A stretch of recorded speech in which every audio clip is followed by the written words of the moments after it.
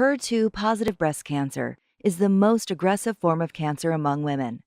Short for human epidermal growth receptor factor 2, HER2 is a transmembrane receptor that contributes to various cell signaling pathways, including those that regulate how breast cancer cells multiply.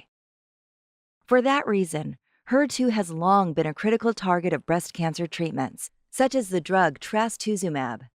Unfortunately, however, patients tend to build resistance to trastuzumab in as little as 1 year, a problem linked to the protein RAC1.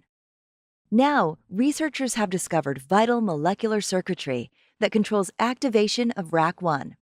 Understanding how this circuit switches on could help scientists devise ways to switch it off and improve the prognosis of patients with aggressive breast cancer. The team first searched for a correlation between the mRNA expression of RAC1 and the prognosis of breast cancer patients. For that, they used a resource known as the Metabric database. Metabric contains the genomic profiles of 2,000 breast tumors, as well as the corresponding long-term outcomes for the patients with those tumors.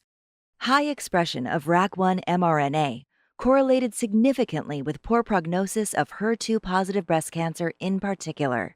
The researchers then followed up on previous findings, linking RAC1 activation to a protein complex known as Col3-KCTD10. Loss of either component of this complex disrupts the formation of the endothelium, the tissue that lines the walls of blood vessels. Mechanistically, Col3-KCTD10 marks ROBY for death by ubiquitination. ROBY is a separate protein that directs the construction of certain components of the cell's architecture. More importantly, the presence of ROBY has been shown to suppress the trafficking and activation of RAC1.